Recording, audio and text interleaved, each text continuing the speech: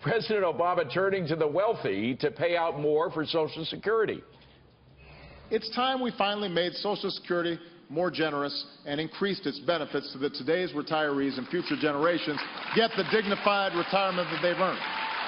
And we could start paying for it by asking the wealthiest Americans to contribute a little bit more. They can afford it.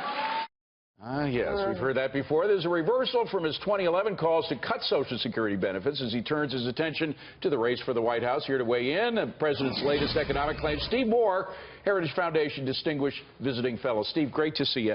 Hi, Derek. The extraordinary thing about this suggestion that we should somehow make Social Security more generous is it comes the day after he was ridiculing his critics for suggesting that he's in favor of liberal spending programs. Let's just play that for those who've forgotten. My bigger point is to bust this myth of crazy, liberal government spending. Government spending is not what is squeezing the middle class.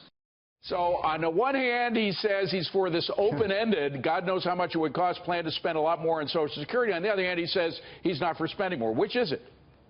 Well, you know, the report that he wants to spend more on benefits for Social Security comes just a few weeks after the Social Security Administration's own trustees, David, tell us that the unfunded liabilities, that is, the amount of revenue that's supposed to be raised versus the amount they're supposed to pay out, that gap is somewhere in the neighborhood of $10 or $20 trillion.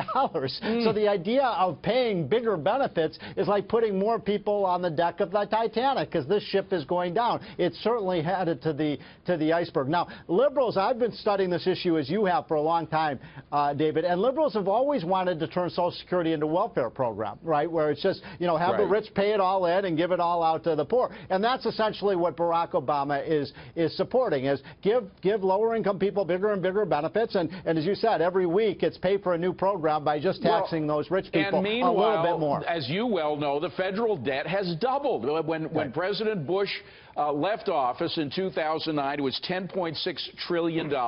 It's over $19 trillion. It's moving in on $20 trillion. Yeah, and here's the problem with Social Security.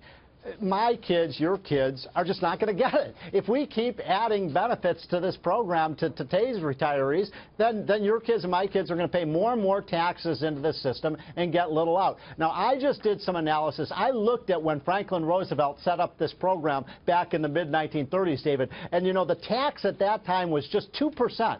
2% on your first $4,000 or $5,000 of income. Now it's 15.5%, and they want to keep raising it, raising it, raising it. Of course, that 15%, doesn't that also include Medicare costs? I'm sorry, yeah, that includes. So the Social Security part is about 12.5%. So we've gone from 2% tax to 12.5% tax. Now, you know my solution, David. Let people, young people, take some of that money, put into a private account where they own it. The government can never take it away from you. And we estimate the benefits for your kids and my kids will be double what they are now. By the way, there was a survey years ago. I'm sure it would be the same today. Young people were asked if they'd ever see their Social Security benefits. They said it's more likely we'll see aliens arrive here from outer space than we'll ever receive a Social Security. It'd probably be the same with millennials these days.